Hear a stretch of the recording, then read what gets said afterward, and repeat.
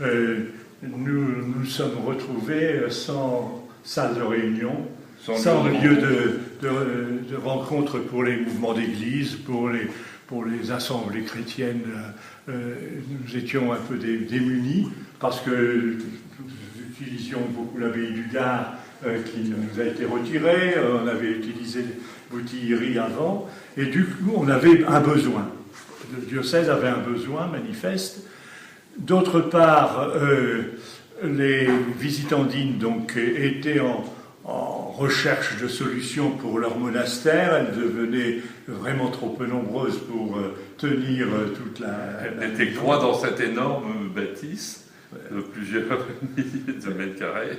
Et donc, elles cherchaient, le besoin et l'offre ont fini par trouver cette solution qui, dans un premier temps, donc, était une situation moyenne, puisqu'on a coupé la maison en deux, et pour faire un centre diocésain spirituel. Enfin, on tenait beaucoup à ce que ce soit une spirituelle d'abord, voilà. Pour avoir un lieu de rencontre entre les chrétiens, entre les prêtres, entre les religieux et religieuses, enfin, tout ce monde-là qui avait besoin de se retrouver dans un lieu porteur un peu de cette communion. Qu'est-ce qu'on peut dire encore? Bon, alors c'est bien qu'on devinait que l'autre partie du bâtiment allait être un jour disponible, mais on ne savait pas bien quand, et on s'était dit peut-être que tout un jour pourrait peut-être se regrouper là, mais aucune décision n'avait été prise parce qu'on n'était pas encore maître des lieux.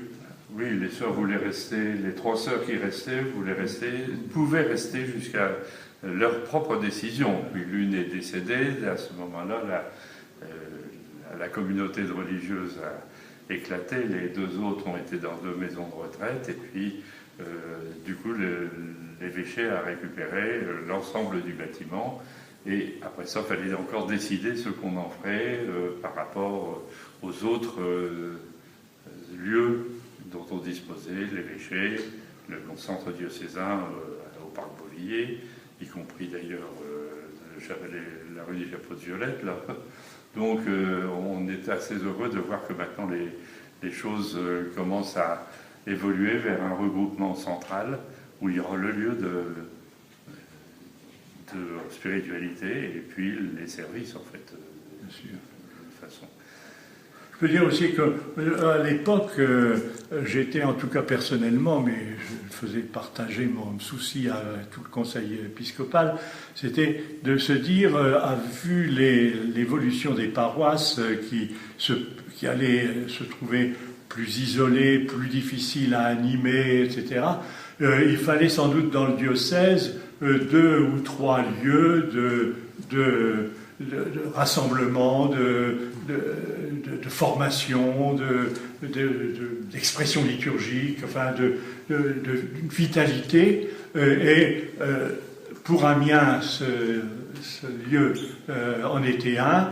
On en avait prévu un sur Abbeville, on avait prévu un sur Roye, enfin, qui sont au moins esquissés. Et je reste persuadé que l'avenir de l'Église aura besoin, quel que soit un peu l'évolution des choses, des points forts comme ça, pour que la totalité des services d'Église puisse s'exprimer, parce qu'on n'arrivera pas à exprimer la diversité des services d'Église dans toutes les églises de village. Enfin, c'est pas possible, ça. Une autre question, c'est en cette fête de la Saint-François de Sales, qu'est-ce que vous pouvez nous souhaiter à ce nouveau projet, à ce centre spirituel qui va continuer? Je souhaite que ce soit un centre joyeux comme François de Sales, aimant comme Saint-François de Sales, miséricordieux comme Saint-François de Sales et fraternel comme Saint-François de Sales. Et qu'il accueille énormément de monde. Très bien.